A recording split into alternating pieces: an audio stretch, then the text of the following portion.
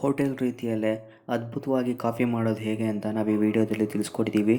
ಈ ಕಾಫಿನ ಕೇವಲ 2 ನಿಮಿಷದಲ್ಲಿ ಮಾಡ್ಬೋದು. ಕೇವಲ 3 ಐಟಮಿಂದ ತುಂಬ ಚೆನ್ನಾಗಿ ಕಾಫಿಯನ್ನು ಮಾಡ್ಕೋಬೋದು. ನಮಸ್ಕಾರ ಎಲ್ಲರಿಗೂ, ಪಾರು ಪಾಕಶಾಲೆಗೆ ಸ್ವಾಗತ. ನೀವಿನ್ನೂ ನಮ್ಮ ಚಾನಲ್ನ ಸಬ್ಸ್ಕ್ರೈಬ್ ಮಾಡಿಲ್ಲ ಅಂದರೆ ದಯವಿಟ್ಟು ಸಬ್ಸ್ಕ್ರೈಬ್ ಮಾಡಿ, ಹಾಗೆ ನಮ್ಗೆ ಸಪೋರ್ಟ್ ಮಾಡಿ. ನಮ್ಮ ವಿಡಿಯೋ ನಿಮ್ಗೆ ಇಷ್ಟ ಆದರೆ ಶೇರ್ ಮಾಡಿ ಅಂತ ಹೇಳ್ತಾ ಕಾಫಿಯನ್ನು ಮಾಡೋಣ ಬನ್ನಿ. ಮೊದಲಿಗೆ ನಾವಿಲ್ಲಿ 2 ಗ್ಲಾಸ್ ಹಾಲು ಅಂದರೆ 1/4 ಲೀಟ್ರ್ ಹಾಲನ್ನು ತೊಗೊಂಡಿದ್ದೀವಿ. ನಂದೇನಿದು ರೆಡ್ ಕಲರ್ ಹಾಲು ಬರುತ್ತಲ್ಲ ಅದು. ಹಾಗೆಯೇ ಅನ್ನಪೂರ್ಣ ಕಾಫಿ ಪುಡಿ 1 ಟೇಬಲ್ ಸ್ಪೂನ್, ಸಕ್ಕರೆ 4 ಟೇಬಲ್ ಸ್ಪೂನ್ನ ತೊಗೊಂಡಿದ್ದೀವಿ.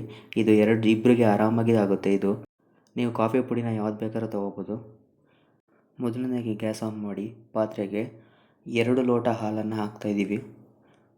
ಹಾಕಿ ಅದನ್ನು ಚೆನ್ನಾಗಿ ಕಾಯೋಕ್ಕೆ ಬಿಡೋಣ. ಹಾಲು ಚೆನ್ನಾಗಿ ಕಾಯ್ತಾ ಇದ್ದಂಗೆ ನೋಡಿಕೊಂಡು ಒಂದು ನಿಮಿಷ ಆದಮೇಲೆ ನಾವೇನು ಇಟ್ಕೊಂಡಿದ್ದೀವಿ ಅದನ್ನು 4 ಸ್ಪೂನ್ ಸಕ್ಕರೆನ ಅದಕ್ಕೆ ಹಾಕ್ತಾಯಿದ್ದೀವಿ. ಸ್ವಲ್ಪ ಬಾಯ್ಲ್ ಆಗಲಿ. 1 ಸ್ಪೂನ್ ತೊಗೊಂಡು ಅದನ್ನು ನೀಟಾಗಿ ಸ್ಟಿರ್ ಮಾಡೋಣ. ಈ ಥರ ಸ್ಟಿರ್ ಮಾಡೋದ್ರಿಂದ ಕೆನೆ ಚೆನ್ನಾಗಿ ಬರುತ್ತೆ ಮತ್ತು ಫೋಮ್ ಕೂಡ ಚೆನ್ನಾಗಾಗುತ್ತೆ ಅಂತ ಹೇಳ್ಬೋದು. ಕಾಫಿನ ನೀವು ಡೈರೆಕ್ಟಾಗಿ ಹಾಕಿ ಹಂಗೆ ಬಿಡೋದ್ರಿಂದ ಅದು ಈ ಥರ ಫೋಮ್ ಕ್ರಿಯೇಟ್ ಆಗೋಲ್ಲ. ಸ್ಪೂನ್ ಹಾಕಿ ಸ್ಟಿರ್ ಮಾಡೋದ್ರಿಂದ ತುಂಬ ಚೆನ್ನಾಗಿ ನೀಟಾಗಿ ಬರುತ್ತೆ. ನೋಡಿ, ಹಾಲು ಚೆನ್ನಾಗಿ ಕಾಯ್ತಾ ಇದೆ. ಹಾಗೆ ಕಾಯೋಕ್ಕೆ ಬಿಟ್ಟು ಅದು ಇನ್ನೇನು ತಕ್ಷಣ ಉಕ್ಕಿ ಬರೋಕ್ಕೆ ಸ್ಟಾರ್ಟ್ ಆಗಿದೆ ಅಂತ ನೋಡಿ. ಈಗ ನೋಡ್ತಾ ಇದ್ದೀರಲ್ಲ, ಈ ರೀತಿ ಅದು ಬರೋಕ್ಕೆ ಸ್ಟಾರ್ಟ್ ಆದ ತಕ್ಷಣ ಇನ್ನೇನು ಮೇಲಕ್ಕೆ ಬರುತ್ತೆ ಅನ್ನೋಷ್ಟರಲ್ಲಿ ಕಾಫಿ ಪುಡಿನ ಹಾಕಿ ತಕ್ಷಣವೇ ಗ್ಯಾಸ್ ಆಫ್ ಮಾಡಬೇಕಾಗುತ್ತೆ. ಆಗ ಅದೇನಿರುತ್ತೆ ಅದು ಹಾಗೇ ಅಲ್ಲೇ ಉಳ್ಕೊಳ್ಳುತ್ತೆ. ಕಾಫಿ ಪುಡಿ ಈಚೆ ಬಂದು ಸುರಿಯಲ್ಲ. ಅದು ಮೇಲೆ ಬರೋಷ್ಟರಲ್ಲಿ ಅದನ್ನು ಹಾಕಬೇಕಾಗುತ್ತೆ. ಸೊ ಅದಾದ ತಕ್ಷಣ ಈ ಥರ ಒಂದು ಪ್ಲೇಟ್ನ ಹಾಕಿ ಬರೀ 1 ನಿಮಿಷ ಈ ಥರ ಮುಚ್ಚಿಡಬೇಕಾಗುತ್ತೆ. ನೋಡಿ, 1 ನಿಮಿಷ ಆಗಿದೆ. ಕಾಫಿ ಯಾವ ರೀತಿ ಅದು ಫೋಮ್ ಕ್ರಿಯೇಟ್ ಆಗಿದೆ, ನೊರೆ ಆಗಿ ಎಷ್ಟು ಚೆನ್ನಾಗಿ ಕಾಣಿಸ್ತಾ ಇದೆ ಅಂತ ನೀವು ನೋಡ್ಬೋದು. ಈ ಥರ ಪ್ಲೇಟ್ನ ಮುಚ್ಚೋದ್ರಿಂದ ಚೆನ್ನಾಗಿ ನೊರೆ ಬರುತ್ತೆ. ನೋಡಿ, ಈ ಥರ ಒಂದು ಸ್ಪೂನಲ್ಲಿ ಈ ಥರ ಸ್ಟಿರ್ ಮಾಡಬೇಕಾಗುತ್ತೆ. ಅದನ್ನು ನೊರೆನ ಇದು ಮಾಡಬೇಕಾಗುತ್ತೆ. ಆಗ ಚೆನ್ನಾಗಿ ಥಿಕ್ನೆಸ್ ಆಗಿ ಅದು ಚೆನ್ನಾಗಿ ಒಂದು ಕೆನೆ ಎಲ್ಲ ಫಾರ್ಮ್ ಆಗಿ ಚೆನ್ನಾಗಿ ಇರುತ್ತೆ ಅದು ಕಾಫಿ ಅದು ಮೇಲ್ಗಡೆ.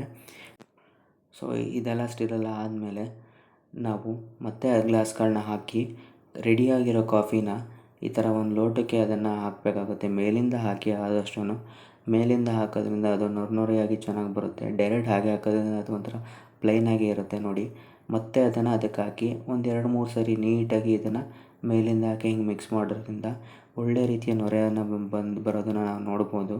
ಈ ಥರ ಬಂದ್ರೇ ಕಾಫಿ ಚೆನ್ನಾಗಿರೋದು. ಸುಮ್ಮನೆ ಪ್ಲೈನ್ ಹಾಲು ಥರ ಇದ್ದರೆ ಅದು ಅಷ್ಟೊಂದು ರುಚಿ ಕೊಡೋಲ್ಲ. ನೋಡಿ ಯಾವ ಥರ ಬರ್ತಾಯಿದೆ ಅಂತ. ಈ ಥರ ಮೇಲಿಂದ ಹೀಗೆ ಹಾಕಿ ನೋಡಿ ಎಷ್ಟು ನೊರೆ ಇದೆ ಅಂತ. ಸೂಪರಾಗಿರುತ್ತೆ ಈ ಥರ ಕಾಫಿ. ಮಸ್ತಾಗಿರುತ್ತೆ, ತುಂಬ ಟೇಸ್ಟಿಯಾಗಿರುತ್ತೆ ಅಂತಲೇ ಹೇಳ್ಬೋದು. ನೋಡಿ, ಈಗಾಗಲೇ ಫಿಲ್ ಆಗಿದೆ ಅಂತ ಕಾಣಿಸುತ್ತೆ. ನೋಡಿ, ಇನ್ನೂ ಎಷ್ಟು ಕಾಫಿ ಇದೆ. ಇನ್ನೂ ಎಷ್ಟು ಕಾಫಿ ಹಾಕಿದ್ರೂ ಅದು ಹಾಗೇ ಫಿಲಪ್ ಆಗ್ತಾಯಿದೆ. ನೋಡಿ, ಈ ನೊರೆನೇ ಅಂತ ಟೇಸ್ಟ್ ಅಂತ ಹೇಳ್ಬೋದು. ಈ ಥರ ಟೇಸ್ಟು ಹೋಟೆಲಲ್ಲಿ ಬಿಟ್ಟರೆ ಇನ್ನೆಲ್ಲೂ ಸಿಗೋಲ್ಲ. ಈ ಥರ ನಾನೇನು ಹೇಳಿದ್ದೀನಿ ಅದರ ಟಿಪ್ಸ್ನ ಫಾಲೋ ಮಾಡಿದ್ರೆ ಕಾಫಿ ತುಂಬಾ ಚೆನ್ನಾಗಿ ಬರುತ್ತೆ. ನೋಡಿ, ಈ ಥರ ಬಿಸ್ಕೆಟ್ ಹಾಕ್ಕೊಂಡು ಸಂಜೆ ಟೈಮಲ್ಲಿ ತಿಂತಾಯಿದ್ರೆ ಸೂಪರಾಗಿ ಇರುತ್ತೆ ಮಾತ್ರ. ಈ 1 ಲೋಟ ಅಲ್ಲ, ಇನ್ನೂ 2 ಲೋಟ ಕುಡಿಬೇಕು ಅನಿಸುತ್ತೆ. ಅಷ್ಟೊಂದು ಟೇಸ್ಟಿಯಾಗಿರುತ್ತೆ. ನಾರ್ಮಲಾಗಿ ಕಾಫಿ ಮಾಡೋದಕ್ಕೂ ಈ ಥರ ಕಾಫಿ ಮಾಡೋದಕ್ಕೂ ತುಂಬಾ ಡಿಫ್ರೆನ್ಸ್ ಇದೆ. ನಾನು ಹೇಳಿರೋ ಟಿಪ್ಸ್ನ ನೀವು ಫಾಲೋ ಮಾಡೋದ್ರಿಂದ ಪಕ್ಕಾ ಕಾಫಿ ಹೋಟೆಲ್ ಸ್ಟೈಲ್ನಲ್ಲೇ ಬರುತ್ತೆ ಅಂತಲೇ ಹೇಳ್ಬೋದು. So friends, thank you so much for watching. Have a good day. Bye.